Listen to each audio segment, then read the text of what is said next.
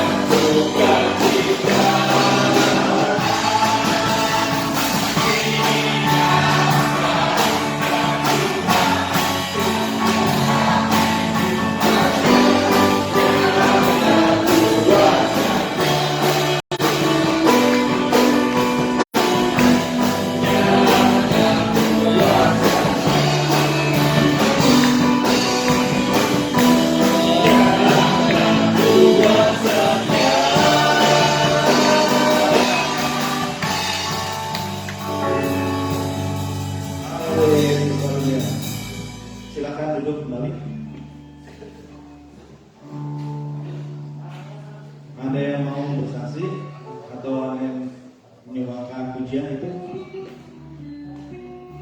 Persilakan kalau ada.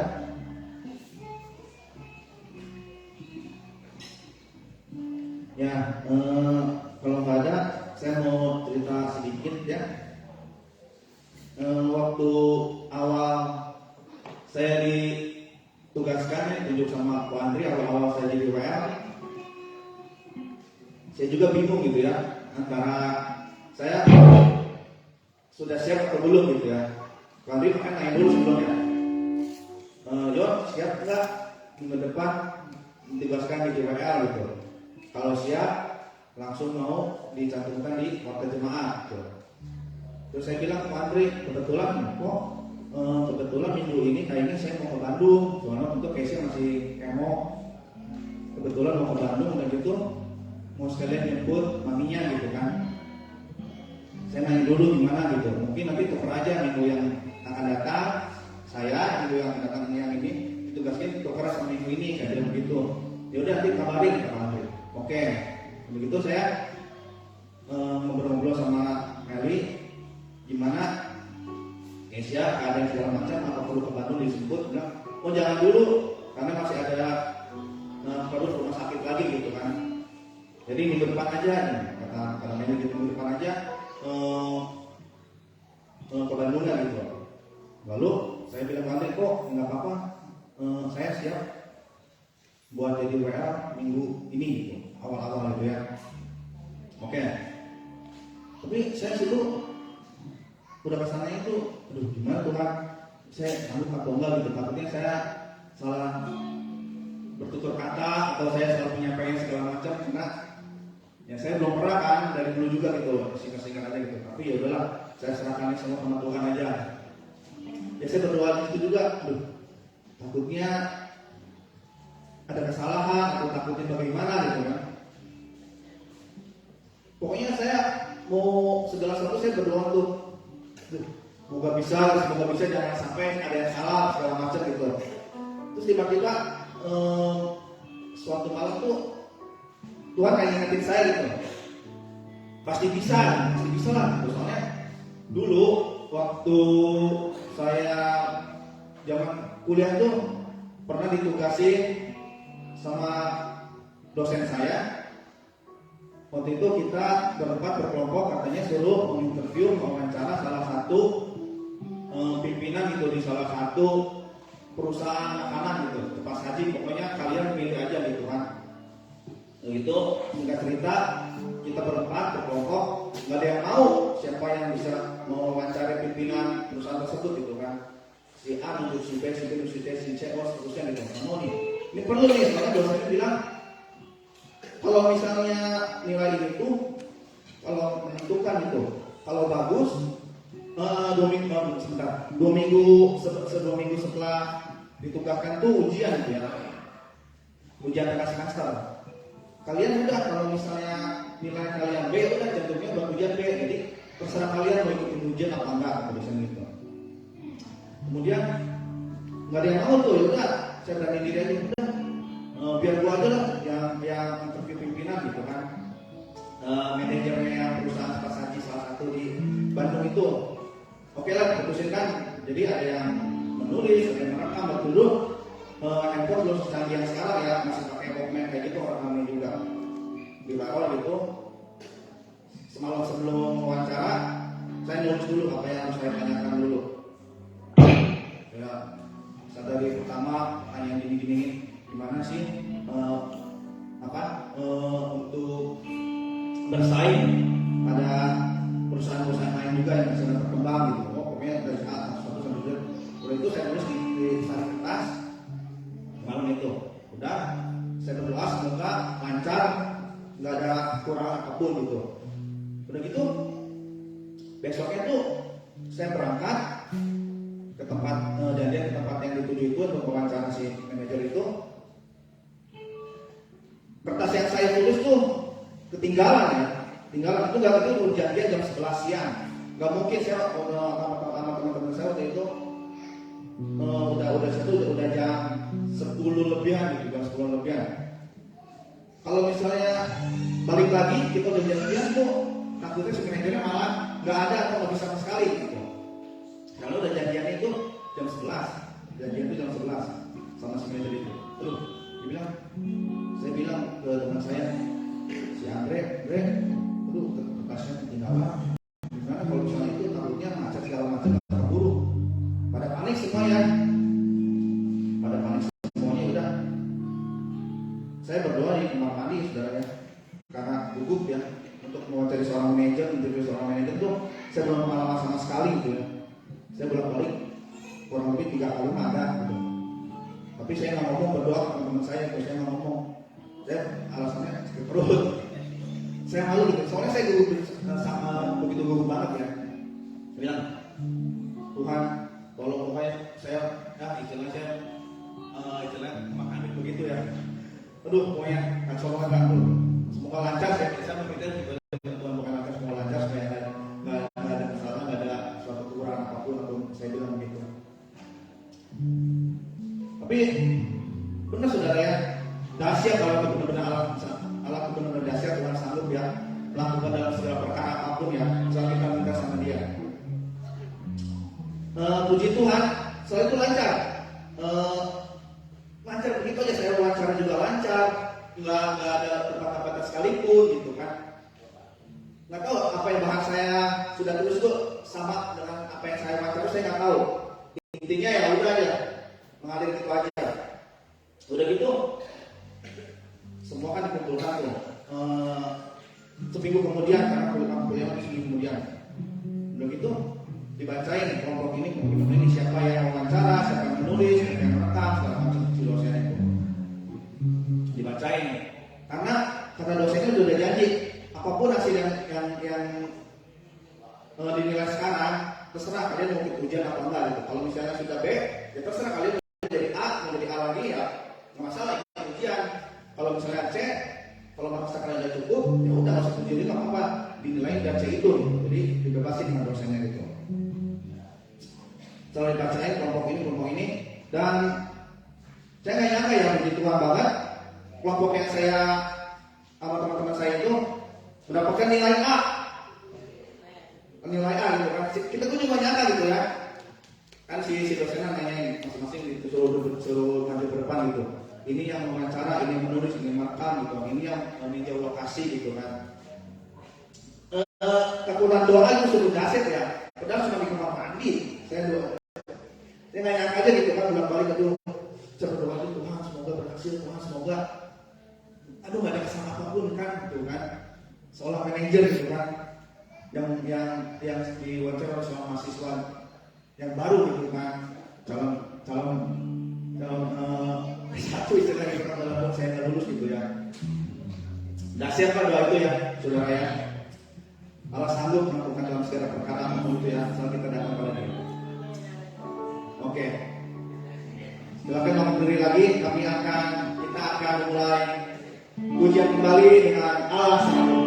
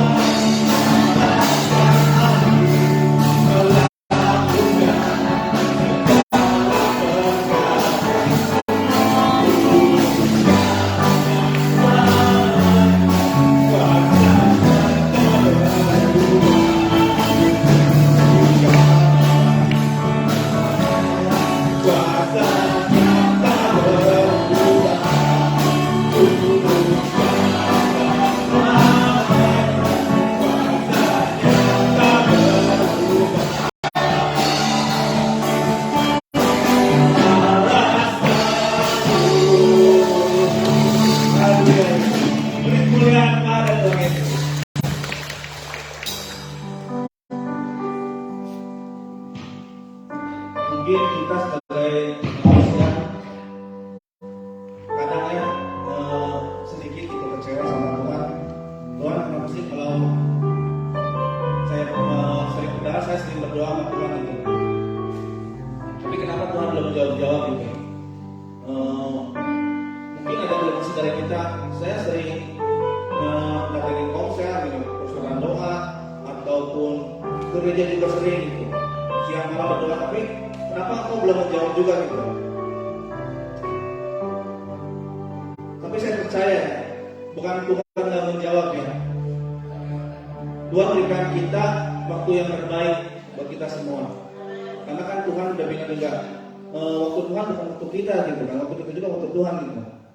Beda gitu kan. Jadi Tuhan memberikan waktu yang terbaik bagi kita dan waktu yang tepat juga bagi kita gitu. Saya percaya itu semua Tuhan. Karena Tuhan nggak akan melambatkan umatnya gitu, nggak akan melambatkan kita semua Tuhan.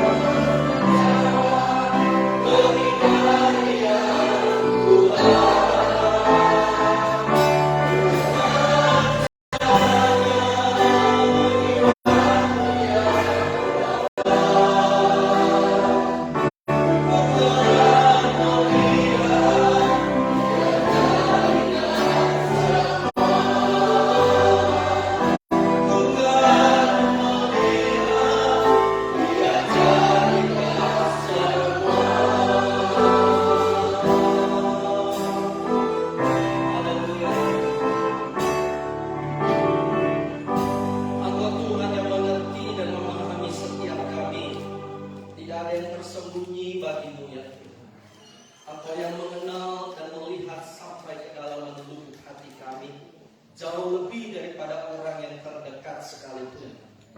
Dan pagi hari ini kami mau membuka hati kami. Kami mau Tuhan isi penuh bencana hidup kami dengan firman-Mu. Telinga ini terbuka untuk mendengar, mata ini terbuka untuk melihat. Bicara buat kami pagi hari ini. Didik dan ajar kami, tuntun setiap langkah hidup iman percaya kami dengan kebenaran firman-Mu. Sebab firman-Mu untuk menjadi pelaku yang taat. Dalam nama Yesus. Amin. Amin. Puji Tuhan, silakan duduk. Shalom. Puji Tuhan. Tuhan Yesus baik buat setiap kita. Amin. Bapak Ibu yang dikasihi Tuhan, saya percaya setiap kita dalam menjalani hari-hari hidup, siapapun, entah dia orang kaya, entah dia orang miskin, entah dia terpelajar atau tidak, entah dia dari bangsa, suku bangsa apapun, dari negara manapun, mengharapkan bahwa kehidupan yang dijalaninya akan diwarnai atau dihiasi dengan sebuah perjalanan hidup yang membawa kebahagiaan dan sukacita. Amin. Semua menginginkan hidupnya damai, tenang, tentram, bahagia, sukses, diberkati. Itu yang diharapkan oleh semua. Tetapi kadang-kadang realitas yang terjadi adalah apa yang diharapkan, apa yang digambarkan itu tidak sesuai dengan kenyataan. Betul? Tidak seperti yang kita mau, yang kita inginkan. Ada banyak hal dalam hidup ini yang kita nggak bisa kendalikan. Ada banyak hal dalam hidup ini yang kita tidak pernah tahu jawabannya. Dan kita tidak mengerti kenapa segala sesuatu terjadi secara demikian. Setuju? Dan itu sebabnya manusia makanya mencari sesuatu yang lebih hebat, yang lebih supranatural, yang lebih memiliki kendali dan kuasa di luar dirinya. Setuju ya? Karena ada banyak hal, ada banyak persoalan, ada banyak tantangan kehidupan yang tidak bisa ditangani dan diatasi dengan apa yang dimiliki dalam kehidupannya, maka banyak orang akhirnya mencari sesuatu yang lebih supranatural, yang lebih dahsyat, yang lebih kuasa, yang lebih hebat di luar dirinya. Setuju? Tetapi celakanya, ketika mereka mau mencari sesuatu yang supranatural itu, tidak sedikit manusia yang pada akhirnya salah menentukan pilihan, salah memutuskan pilihan. Kenapa? Karena yang dicari yang supranatural itu ternyata bukan bersumber dari Tuhan, tapi bersumber dari kuasa yang lain. Nah, hari ini mari kita sama-sama akan belajar kebenaran firman Tuhan. Apa jadi ini? Oke, ini tolong bisa dibantu ya. Nah, oke. Lihat gambar di depan. Bapak Ibu Saudara, ketika melihat gambar yang di depan, ini gambar apa? Tanda tanya ya. Ketika kita melihat gambar ini, apa yang menjadi pendapat, apa yang ada di dalam pemikiran Bapak Ibu Saudara ketika melihat gambar ini? Ini gambar tanda tanya. Lalu pengertian kita, pemahaman kita tentang satu gambar ini, apa kira-kira? Halo? Bingung. Bingung? Oke, bingung. Terus? Apa lagi? Ketika menemukan tanda tanya dalam kehidupan, kira-kira apa yang terjadi? Cuma bingung? Hah? Jawaban, oke. Butuh jawaban. Terus? Cuma ini kan. Klik selanjutnya. Mari kita lihat ya. Dampak dari sebuah tanda tanya apa itu? Yang pertama, ketika manusia diperhadapkan dengan yang namanya sebuah tanda tanya dalam kehidupan, pasti di dalamnya karena ada unsur kebingungan. Setuju ya? Karena bingung,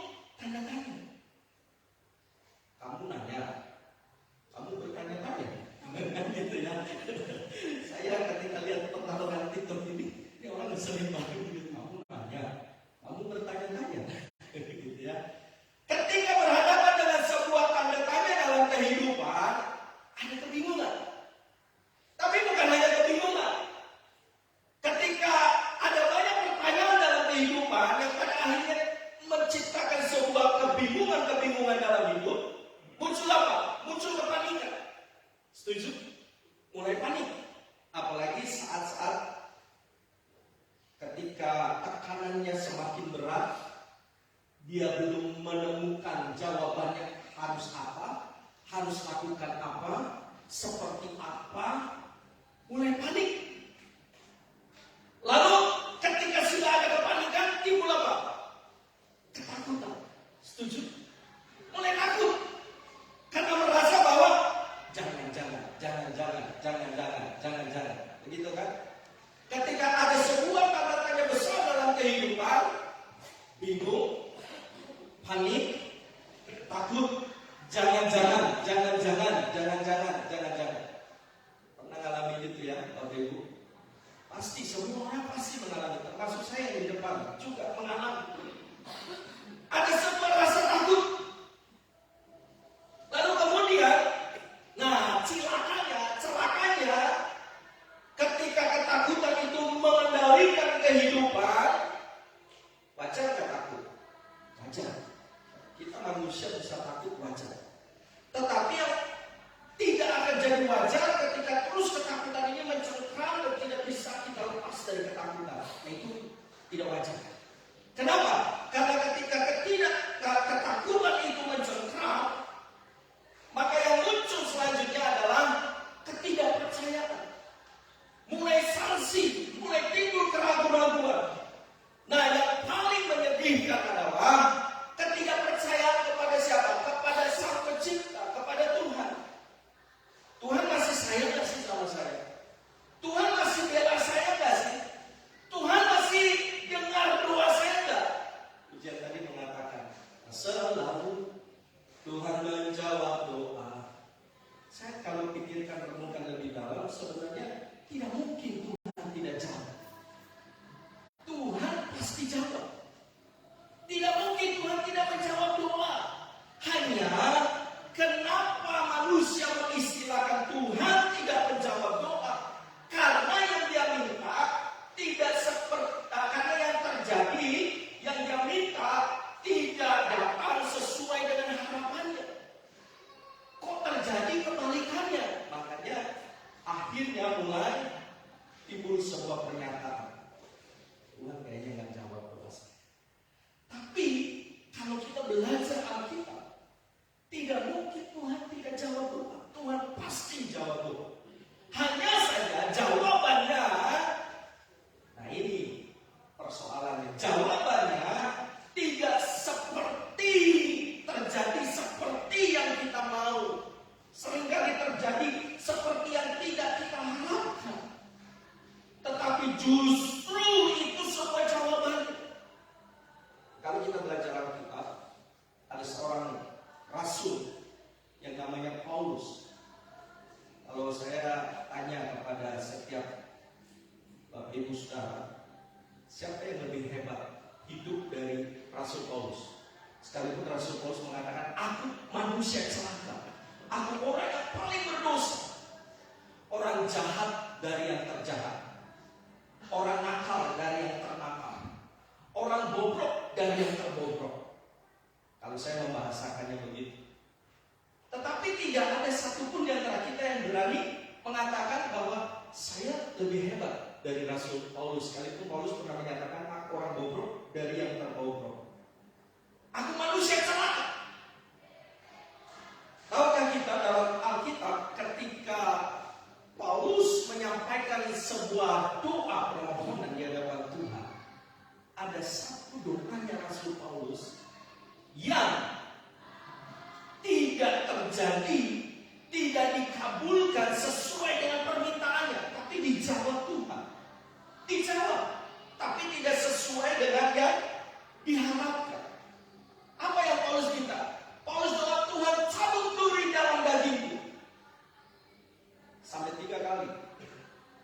Tapi akhirnya Rasul Paulus tidak kotor dengan sebuah ceritanya, dan dia belajar untuk menyerah kepada Tuhan. Dan saat itu Tuhan mengatakan, Paulus, cukuplah kasih karunia bagi, sebab dalam kelemahanlah kuasaku akan jadi sempurna. Paulus minta supaya apa? Duri dalam dagingnya dicabut. Tujuannya apa? Supaya Paulus lebih kuat. Setuju? Supaya Paulus lebih punya power. Tapi Tuhan gak angkat duri dalam dagingnya. Justru Tuhan mengatakan dalam kelemahan kuasaku jadi sempurna. Nah, pertanyaan saya, kalau kuasa Tuhan jadi sempurna dalam kehidupan seseorang, orang itu jadi lemah atau jadi kuat? Jadi kuat, jadi lemah? Jadi kuat. Berarti dijawab atau enggak? Dijawab. Hanya saja tidak dicabut. Pergumulannya tetap ada. Masalahnya tetap harus dijalani, harus dihadapi. Tetapi ada kekuatan Tuhan. Nah, ketika sebuah pertanyaan-pertanyaan besar dalam kehidupan ini menguasai kehidupan, timbul kebingungan, timbul kepanikan, timbul ketakutan, akhirnya yang berbahaya adalah ketidakpercayaan. Kenapa tidak percaya? Karena merasa dalam sebuah tanda tanya besar itu, dia merasa seolah-olah tidak ada kepastian, ketidakpastian. Dalam sebuah tanda tanya, orang sering berpikir apa? Ketidakpastian. Kayaknya nggak pasti. Masalah ekonomi kayaknya nggak pasti. Masalah penyakit kayaknya nggak pasti. Masalah hubungan sosial kayaknya nggak pasti. Semua pertanyaan. Sedangkan hidup harus tetap dijalani. Life must go on. Hidup harus terus berjalan. Tragis. Hidup manusia itu tragis, diperhadapkan dengan banyak hal yang manusia tidak pernah bisa prediksi, yang kita nggak pernah bisa kendalikan, yang kita nggak pernah bisa atur. Dan itu mau tidak mau, suka atau tidak, harus terjadi. Nah, saat semuanya terjadi lalu ada sebuah tanda tanya, manusia bingung, manusia panik, manusia takut, manusia tidak percaya, timbul ketidakpastian, yang semuanya itu sebenarnya adalah membutuhkan jawaban atau solusi. Setuju? Dalam sebuah pertanyaan, endingnya apa sih sebenarnya? Manusia butuh jawaban, manusia butuh solusi. Setuju ya? Nah, pertanyaannya, kalau jawaban atau solusinya tidak ditemukan, maka kira-kira apa yang akan terjadi? Dari sebuah tanda tanya besar ini, kalau kebingungan, kepanikan, ketakutan, ketidakpercayaan, ketidakpastian, butuh jawaban, butuh solusi tidak terjadi, maka mulai manusia mengatakan apa? Klik.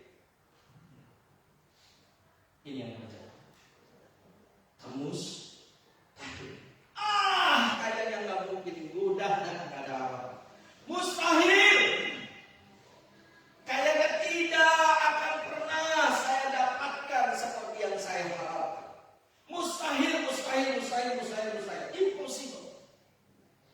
Itu yang akhirnya menjadi sebuah kesimpulan. Nah, kalau sudah menghadapi yang namanya kemustahilan, banyak orang sudah mulai daya tahan spiritualnya mulai menjadi hancur. Daya tahan spiritualnya biasanya mulai bukan lagi goyah, tapi banyak mengalami kehancuran. Kenapa? Karena sudah merasa tidak mungkin, karena merasa mustahil. Nyerahnya dalam keputusasaan. Nyerahnya seolah-olah ya udah, Tuhan aja udah nggak bisa bela, Tuhan aja nggak mau bela. Mustahil. Nyerah. Tragis. Akhirnya tidak sedikit orang yang awalnya menggebu-gebu bagi Tuhan, berapi-api bagi Tuhan, menyala-nyala, menyala-nyala, redup, suam. Dan itu pasti terjadi. Dan itu sedang terjadi. Kenapa? Tidak mungkin tidak. Tuhan Yesus sendiri mengatakan tidak mungkin tidak akan terjadi kemurkaan. Tidak mungkin tidak akan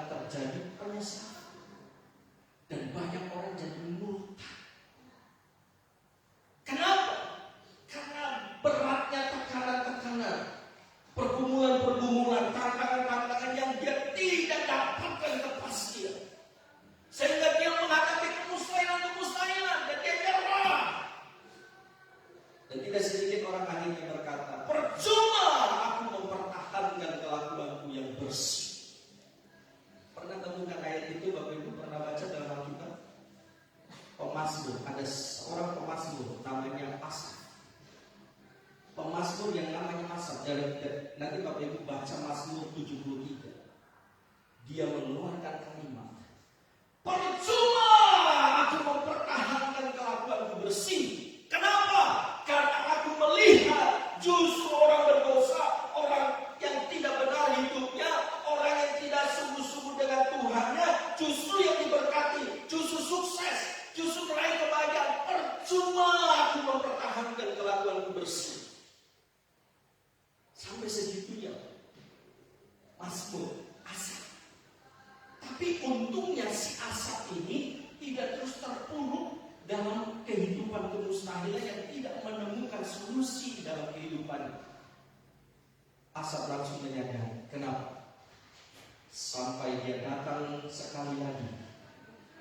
Ketika kita menghadapi kemustahilan, ketika kita sudah diambang hidup yang mulai mau menyerah, datang satu kali lagi.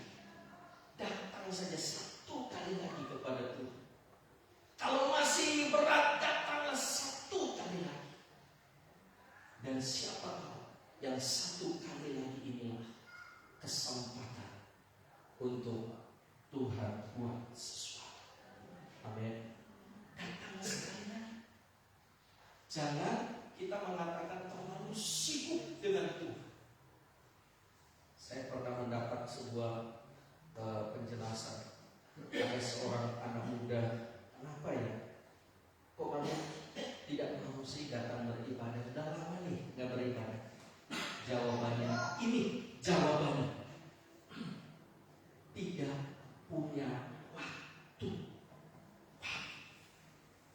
Nggak ada waktu. Saya sibuk.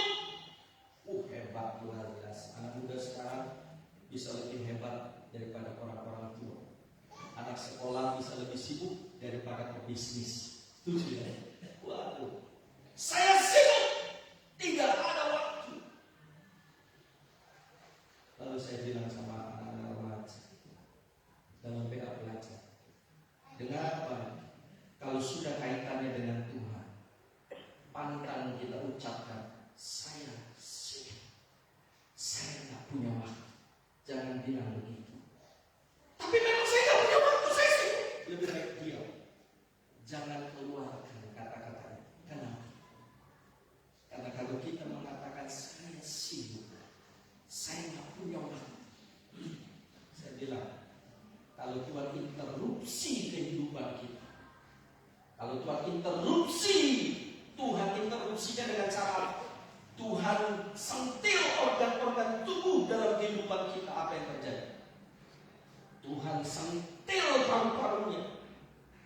Kalau Tuhan sentil jantungnya, kalau Tuhan sentil ginjalnya, kalau Tuhan sentil matanya, kalau Tuhan sentil mulutnya, bisa apa? Wah, nakut-nakutin. Saya nggak nakut-nakutin. Jangan bilang seperti itu. Sebab yang namanya waktu itu bukan dikendali kita. Betul? Siapa kita mengatakan aku nggak punya waktu, aku sibuk. Kendali waktu itu bukan di tangan kita. 24 jam itu ada di tangan Tuhan. Tapi Tuhan percayakan itu kita yang atur, kita yang manage, kita yang kelola. 24 jam itu jangan dihabiskan semua untuk apa yang kita mau, untuk apa yang kita inginkan demi kepuasan dan kesenangan kita sesaat.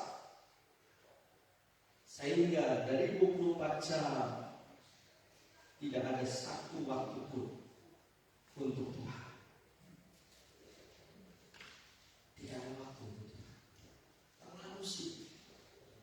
Bapak Ibu yang dikasih Tuhan, kita harus selalu ingat, hidup kita berpacu dengan yang namanya waktu dan berpacu dengan yang namanya kematian. Setuju? Dan kita tidak pernah bisa memprediksi kapan batas akhir itu terjadi. Kita tidak pernah tahu. Kalau orang mengatakan nanti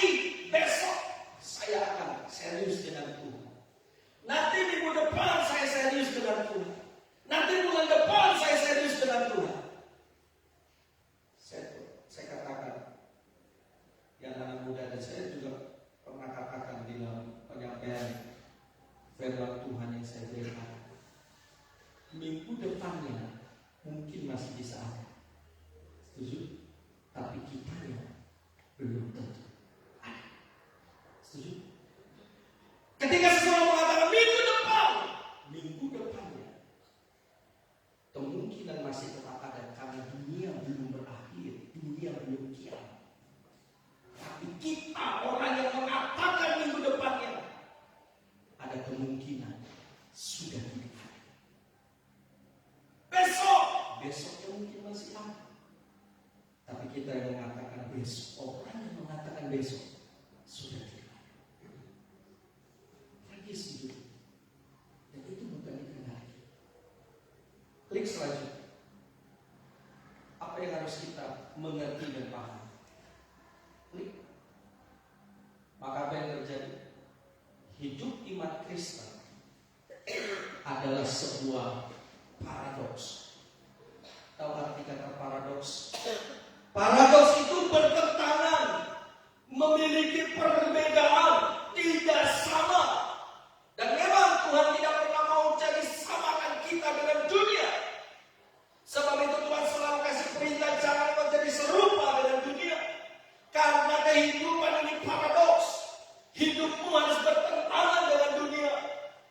Dan makanya karena paradoks, dunia seringkali penuh kebencian dengan iman percaya dari anak-anak Tuhan. Sejak zamannya Yesus, ketika dia datang ke dunia, paradoks. Dan apapun yang disampaikan oleh Yesus, paradoks. Coba, Yesus pernah menyampaikan begini, barang siapa yang mau jadi yang terbesar, hendaklah ia menjadi yang terkecil, melayani. Coba, kalau konsep dunia nggak kepake. Kalau kamu mau jadi besar, promosikan dirimu, tampilkan dirimu, upgrade dirimu. Setuju ya? Kalau kamu mau jadi besar, mau jadi hebat, munculkan. Tapi Yesus mengatakan siapa yang mau jadi yang terkemuka, hendaknya dia menjadi yang merendahkan diri dan menjadi hamba yang melayani. Nggak bisa diterima dengan konsep dunia. Paradoks. Banyak hal yang menjadi paradoks. Contoh lain, dunia mengatakan hemat bakal kaya. Tapi coba baca kitab Amsal. Peribahasa ini tidak benar. Karena di dalam kitab Amsal, siapa yang menyebar harta tambah miskin, tambah kaya. Tetapi siapa yang berhemat luar biasa, hidupnya berkurang. Nah, ini yang mana yang betul? Hemat pangkal kaya, tapi Amsal mengatakan ada yang menyebar harta tapi bertambah kaya. Ada yang menghemat secara luar biasa tapi berkurang miskin hidup. Memang secara jumlah berkurang. Di mana berkurang, orang punya banyak harta disebar hartanya. Berkurang. Dia punya 50, dia sebar, dia bagi-bagi 30. Sekarang yang dia punya berapa? Secara jumlah memang berkurang. Karena dari 50 disebar 30, jadi dia punya 20. Tapi secara berkah tidak berkah. Karena bicara berkah itu bicara perhatian Tuhan dan keputusan Tuhan. Amin. Makanya paradoks. Gimana menyebar harta bertambah kaya? Kamu sehat, kamu waras. Cik aduh mikir, masa menyebar harta bertambah kaya? Ini paradoks. Bertentangan, hidup Kristen itu bertentangan. Konsep yang Tuhan tawarkan memang mustahil dengan cara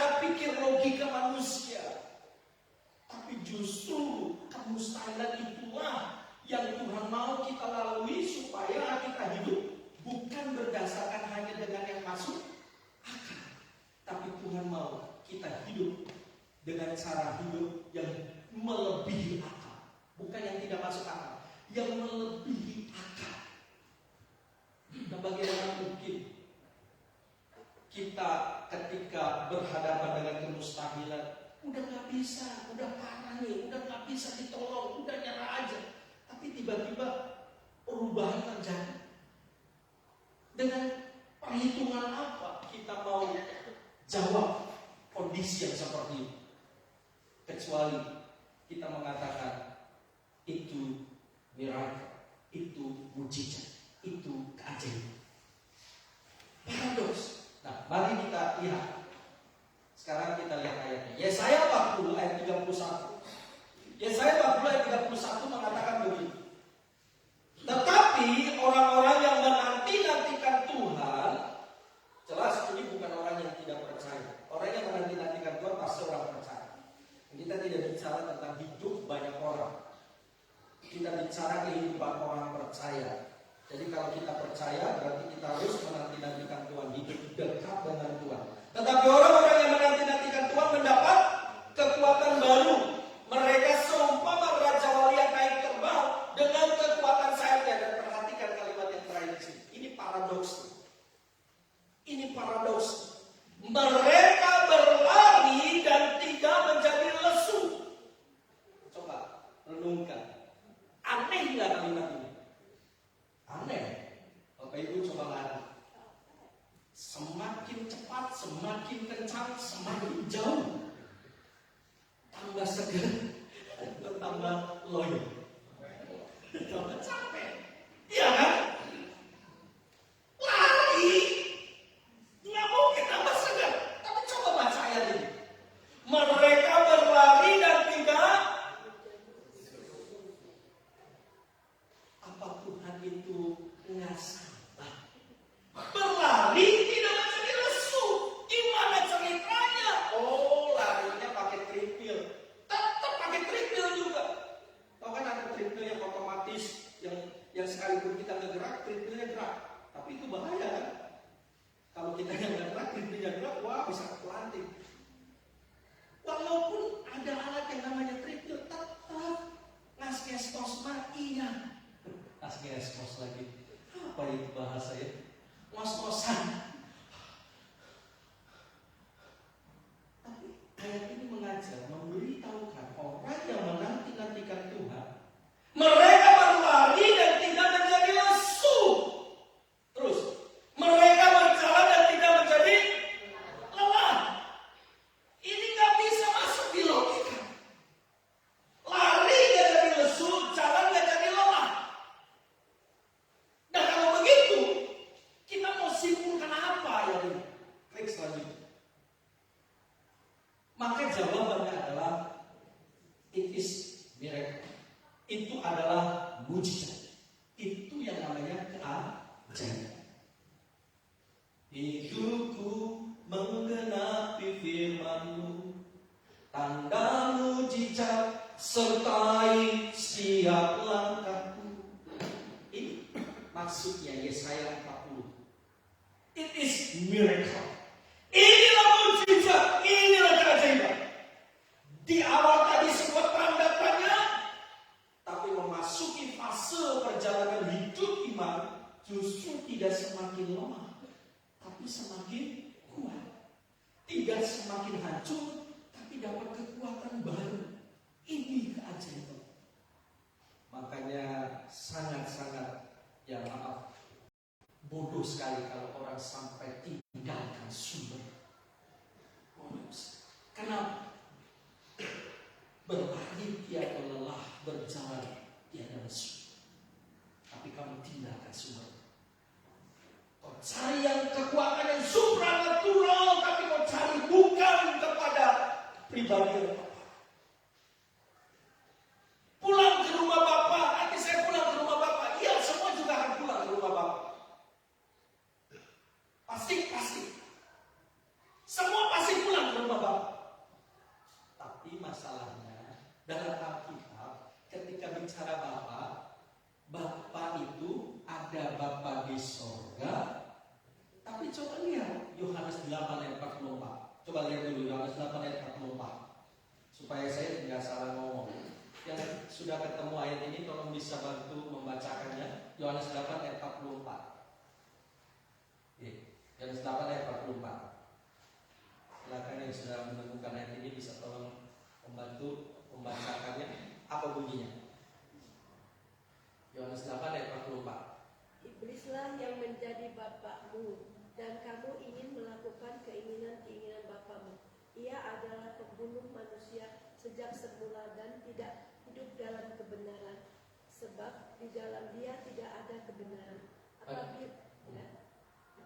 Apabila ia berkata dusta, ia berkata atas kehendaknya sendiri, sebab ia adalah pendusta dan bapa segala dusta. Terima kasih. Jadi dalam Yohanes 8 ayat 44 ada Bapa? Ada. Bapak siapa di situ? Iblis. Jadi memang semua akan pulang ke rumah Bapak. Iya. Semua ketika mati akan pulang ke rumah Bapak.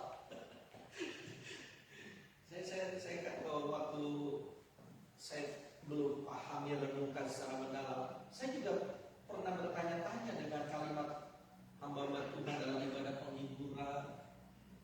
Kok terlalu enteng mengucapkan telah pulang ke rumah Bapak? Apalagi nggak tahu rekam jejak hidup orang yang meninggalnya seperti apa. Bukan berarti numpahin, enggak. Bukan berarti kalau gitu nanti nggak menghibur keluarga yang berdua. Lebih baik jangan cepat ngomong pulang ke rumah Bapak. Dalam hati saya. Tapi ketika saya renungkan temukan ayat ini, ya memang semua orang akan pulang ke rumah Bapak. Cuma masalahnya, Bapak yang mana? Ke rumah Bapak yang mana?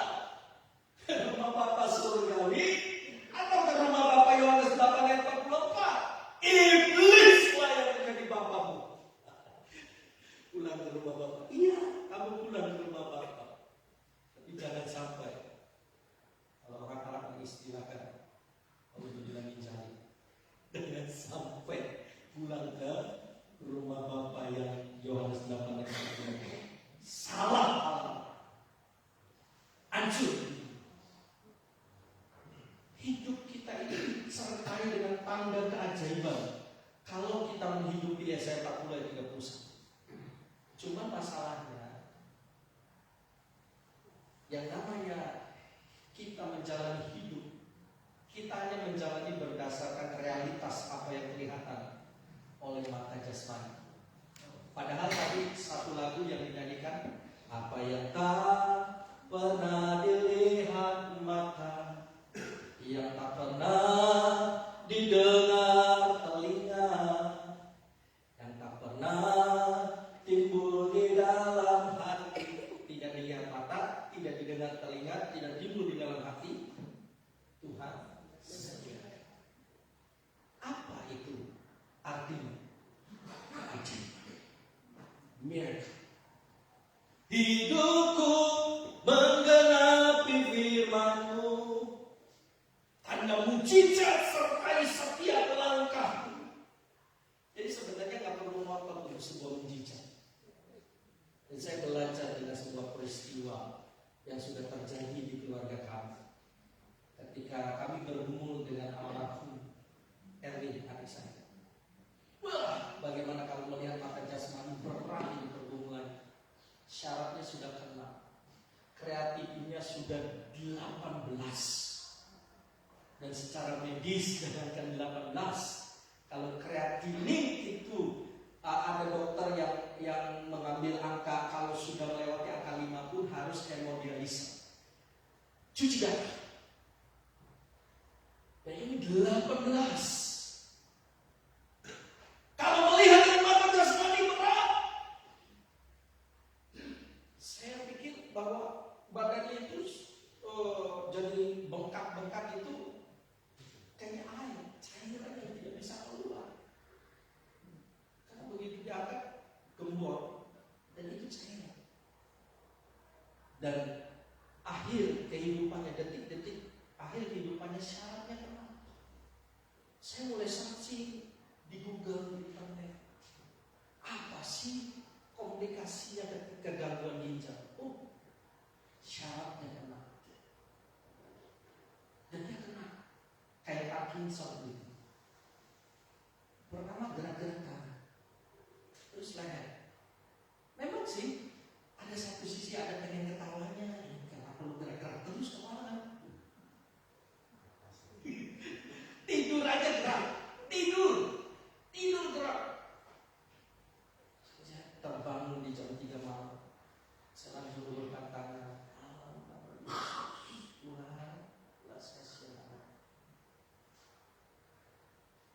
saya sudah doanya ya memang sih kami mengharapkan yang terbaik, mujizat terjadi.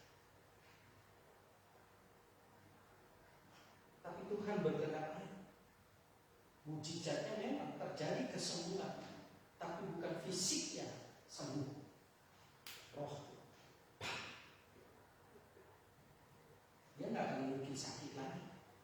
Andrianus masih bisa sakit, tapi Erwin nggak mungkin bisa sakit lagi. Dia sudah lepas dari penderitaan badan. Doanya dijawab, cuma tidak sesuai seperti yang diinginkan, diprediksi. Tapi pelajaran berharganya apa? Detik-detik terakhir saya diberikan sebuah pernyataan peristiwa tentang Yesus di Taman Getsemani.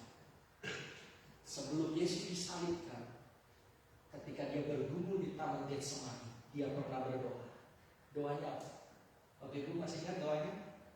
Bapa, sekiranya mungkin lalukan cawan ini. Artinya apa? Kalau bisa, jangan saya disalib. Kalau bisa, jangan sampai ada peristiwa penyaliban. Berapa kali? 3 kali Yesus sampaikan doa. Apakah tidak terjadi penyalibannya? Terjadi. Tapi yang jadi pelajaran yang Tuhan berikan kepada saya dari peristiwa itu, ketika ketiga kalinya Yesus menyampaikan doa itu, dia tidak hanya mengucapkan Bapa, sekiranya mungkin lalukan cawan ini, tapi dia tambah dengan kalimat apa Bapak Ibu? Bukan kehendakmu yang jadi, kehendakmu yang jadi. Kalimat itulah yang akhirnya membuat saya stop. Jangan ngotot. Stop. Jangan ngotot. Dan akhirnya belajar untuk Bapa, kehendakmu yang jadi. Dan setelah belajar untuk bisa seperti itu, satu hari setelah dapat pernyataan tentang peristiwa itu, paginya masih ada usaha untuk panggil mantri datang. Maksudnya masukinlah cairan, makan udah gak bisa. Tapi mantri itu udah gak berani. Pak, ini masuk rumah sakit aja gak bisa, ditusuk-tusuk juga gak bisa. Terus pakai saturasi oksigen yang dijepit di tangan. Waduh, saturasi oksigen 60. Wah, itu 1 tahun yang lalu COVID-nya masih belum ada pernyataan dari Presiden Jokowi kan, udah bisa lepas masker, bisa bebas beraktivitas. 1 tahun yang lalu, kalau dibawa ke rumah sakit pergumulan jadi lebih berat. Saturasi oksigennya pagi. Tapi kami berusaha. Ya, kalau mama mengatakan bawa aja lah rumah sakit, saya kasih pandangan begini. Kondisi dia kalau ditangani di rumah sakit, ini nggak mungkin kamar kelas 1, kelas 2, kelas 3, apalagi kelas 3. Satu-satunya kamar yang harus dimasuki oleh pasien yang namanya Erwin ini ICU. Pasti masuk ICU, kondisinya udah kritis, nggak mungkin di kamar kelas 1. Dan kalau sudah masuk ruang ICU, tidak boleh didampingi. Mau dia mamanya, mau dia papanya, atau orang terdekat, tetap harus di luar. Boleh masuk sewaktu-waktu saja. Tapi tidak seperti nungguin pasien di kelas 1, kelas 2, kelas 3. Tidak. Masuk di ICU, saya bilang kalau masuk di ruang ICU, Mama ingin bisa merawat, masih bisa ingin memeluk, mengelus, gitu kan? Ingin bisa masih meraba, memeluk. Tapi kalau sudah di ruang ICU, saya bilang, Ma, kalau sudah di ruang ICU, nggak bisa. Suka atau tidak suka, Mama di luar dan hanya melihat dari kaca pintu rumah sakit. Apa perkembangannya? Kalau dikasih dikasih kaca. Kalau mau dikasih kaca, apa? Nanti dokter yang punya. Keluarga atas nama pasien Bapak Erwin.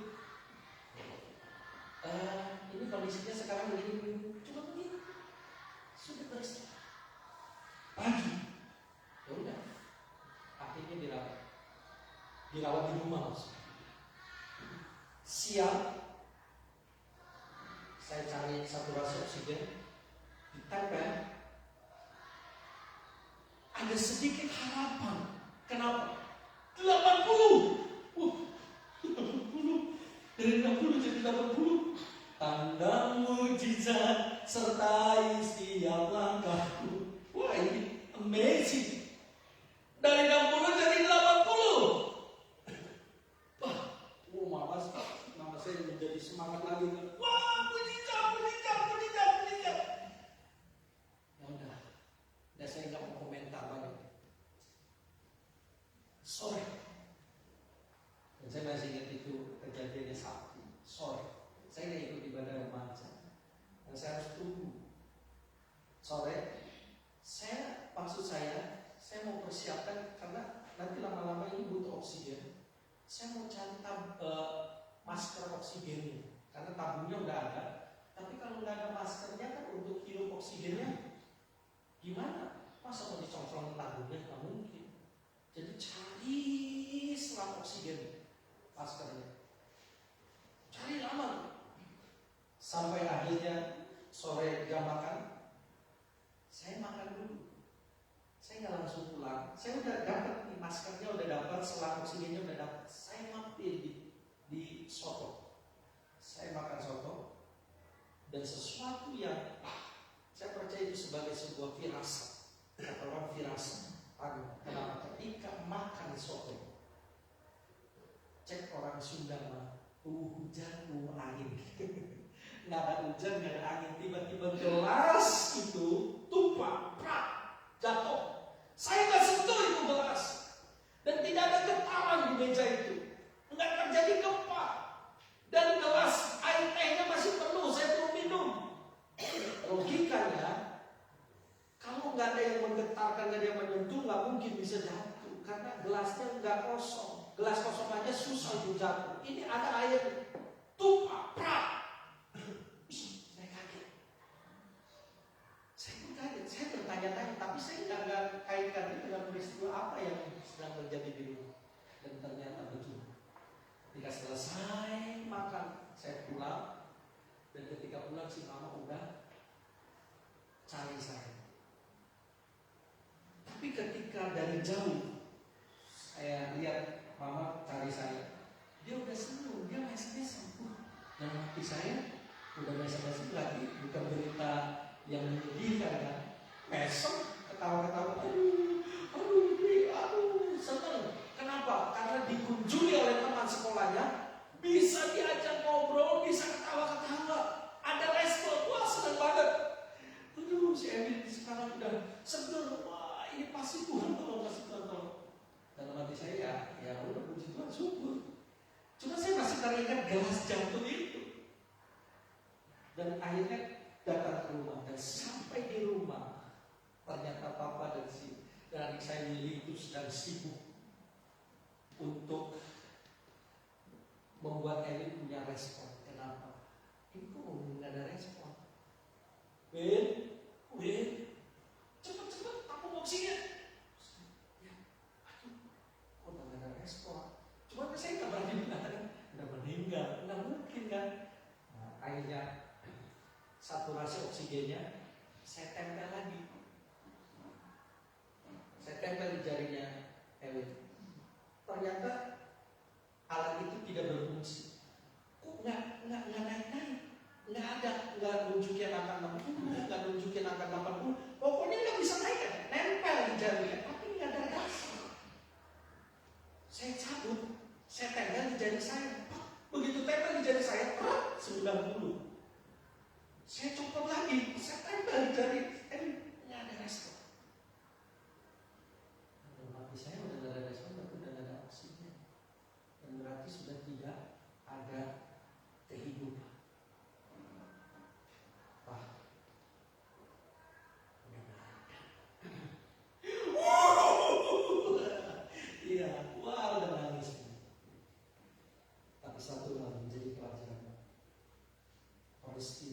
membangkit semua itu. Jangan waktu. Bukan berarti tidak mau mengharapkan kebersamaan yang lebih panjang. Tapi kalau Tuhan bilang, pulang. Hidup kita disertai dengan tanda keajaiban. Klik yang terakhir. Keajaiban itu terjadi hanya dengan satu syarat, yaitu ketika kita memiliki kebergantungan kita kepada Allah, kepada Tuhan dengan kuat. Jangan pernah ada tanda keajaiban terjadi kalau kita tidak disertai dengan Tuhan. Makanya Yohanes 15 ayat 5 mengatakan, Akulah pokok anggur dan kamulah ranting-rantingnya.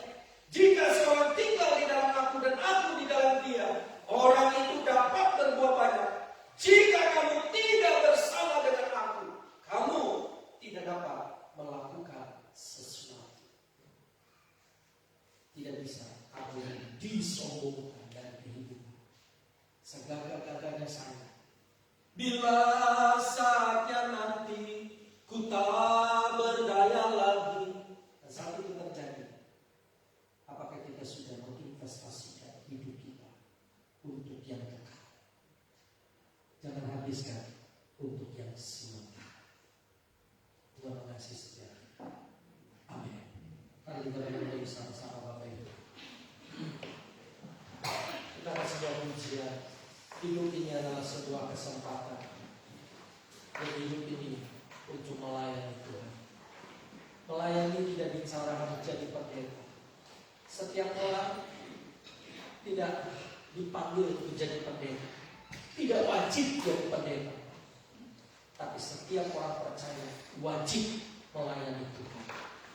Sekali lagi saya bilang, semua orang percaya tidak wajib jadi pendeta. Tapi setiap kita orang percaya wajib melayani Tuhan. Melayani Tuhan dalam setiap bidang-bidang pekerjaan hidup yang kita geluti. Di dunia bisnis, di sekolah, di lingkungan masyarakat yang lebih luas. Itu akan bisa jadi ladang pelayanan kita. Hidup ini adalah sebuah kesempatan.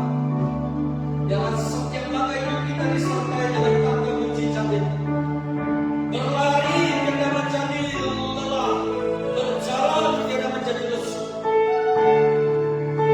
Karena kebergantungan hidup kita di dalam Tuhan. Hidup dijadikan paradoks. Berbeda dengan kehidupan dunia ini. Katakan sama-sama. Ini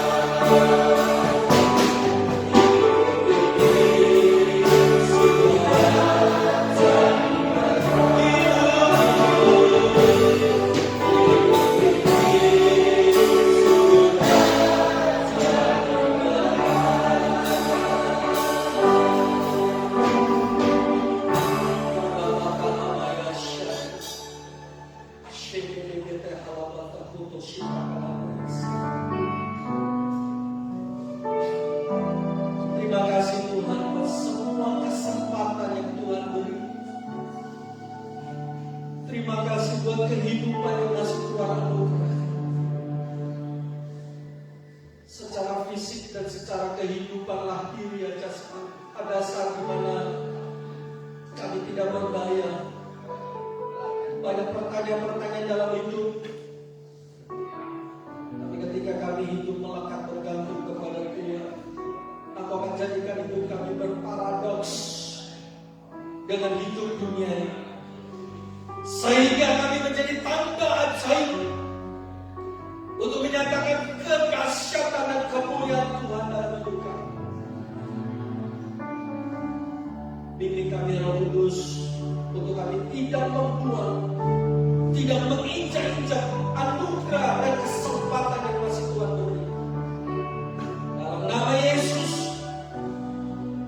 sanggupkan kami Roh Kudus untuk kami menjadi pelaku yang tahu dari firman yang kami sudah terima pagi ini. Sehingga ketika kami sudah selesai dengan kehidupan kami di dunia ini, kami tahu kemana kami pulang. Kami tahu di rumah Bapa surgawi lah kami memiliki tempat tinggal dalam keabadian. Bukan bersama dengan bapa dusta, iblis dalam kesengsaraan kekal. Serahkan roh jiwa dan tubuh. Tuhan mampukan setiap umat-Mu jemaat GBO sangat memalukan. Pemuda remaja, kaum dewasa, para manula, anak-anak, dalam nama Yesus, mampukan kami untuk menjalani hari-hari hidup memuliakan Tuhan dan menjadi mempelai kudus yang siap untuk menyongsongkan datang.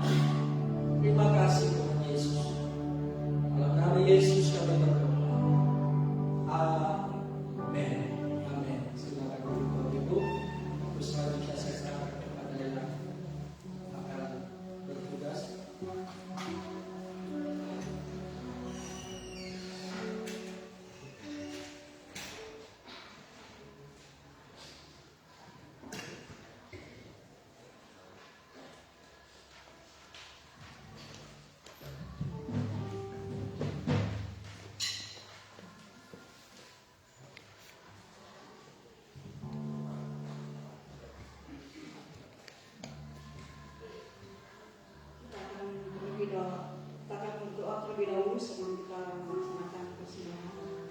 Saya minta klien-klien yang mempersiapkan diri, klien yang sedang persidangan. Kita berdoa saudara. Bapa surgawi, bersyukur berterima kasih Tuhan buat kebaikan-Mu, buat kasih setia-Mu yang sudah Kau nyatakan dalam kehidupan kami Tuhan. Bahwasannya untuk selamanya kasih setia-Nya Tuhan yang tak pernah habisnya bagi kami. Oleh sebab itu kami banyak-banyak bersyukur Tuhan, karena kami punya Bapa seperti Engkau, Bapa yang hebat, Bapa yang dahsyat, Bapa yang tak pernah terlambat untuk menolong setiap kami ya Bapa. Terima kasih Bapa, terima kasih Kau sudah menyertai ibadah pada pagi hari ini Tuhan, dari awal pertengahan hingga pada akhirnya pada hari ini Tuhan. Kami sudah memuji muliakan besarkan nama-Mu Tuhan. Kami sudah mendengarkan firman-Mu Tuhan. Apa yang ditaburkan pada pagi hari ini, kiranya firman-Mu tertanam dalam hati kami dan boleh menjadi pedoman bagi kehidupan kami Tuhan. Tuntun setiap langkah kehidupan kami Bapa. Jangan biarkan kami tersesat dari jalan Tuhan, tapi Engkau yang akan menopang, Engkau yang akan memampukan, Engkau yang akan memberikan kekuatan kepada iman kami Tuhan, sehingga iman kami boleh bertumbuh hanya di dalam Engkau ya Bapa. Terima kasih Bapa, terima kasih. Engkau pakai hamba-Mu lebih-lebih lagi Tuhan untuk melayani-Mu Tuhan, untuk memberitakan kabar baik-Mu Tuhan, kabar Injil keselamatan yang daripada-Mu Tuhan. Terima kasih Bapa, terima kasih. Bapa, sebentar kami akan berikan persembahan Tuhan. Sucikan tangan-tangan yang memberi Tuhan, sehingga persembahan kami boleh menjadi persembahan yang harum di hadapan-Mu Tuhan, dan boleh menjadi yang layak untuk kami terima Tuhan. Berkat daripada-Mu Tuhan, kami berikan kepada-Mu pula Tuhan, untuk menjadi pekerjaan di tempat ini ya Bapa. Terima kasih Bapa, terima kasih. Kau berkati pelayan-pelayan pada pagi hari ini. Terima kasih Bapa, kami bersyukur, berterima kasih. Haleluya, amin.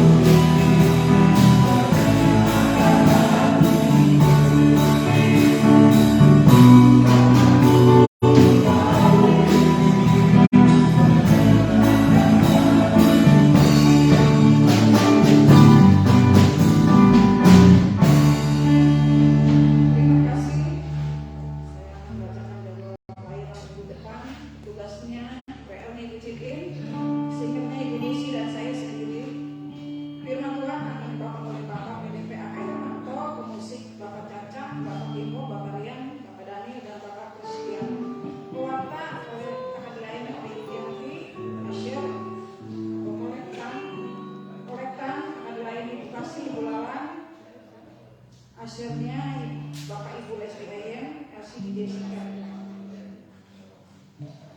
Doa malam pada hari Senin jam 18.30 akan dilayani oleh Ibu PDM Paulina. Ibadah WBI saudara, saya mengundang kalau WBI, kalau wanita bangkit, kalau wanita bangkit. Jangan hari Minggu aja ada. WBI maju kaum wanita, ibu-ibu maju, biar diberkati Tuhan. Jangan setiap hari Rabu cuma beberapa orang yang hadir. Saya minta waktunya ibu-ibu boleh hadir pada hari Rabu. Ibadah akan dimulai pada setengah 6 sore atau jam 17.30. Ujian oleh saya sendiri, Ibu Lia Sherlyn, renungan oleh Bapak PDP AK Jakarta, Komisi Bapak Timur. Ibarat sekolah ini sudah dilaksanakan di saudara tadi jam 7.30. Yang berulang tahun Ibu Emma Mulyawati atau Ibu Giok 21 Maret, Ibu Mei 26 Maret. Kita ada pujian.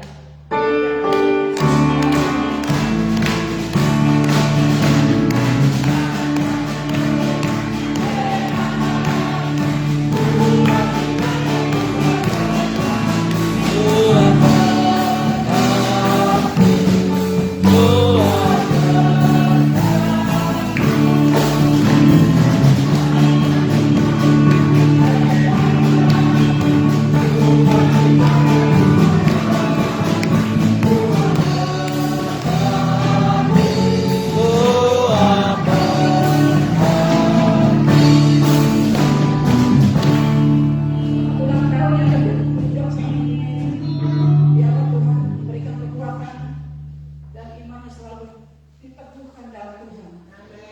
Saya umat saudara kami berdiri, kita akan mengakhiri ibadah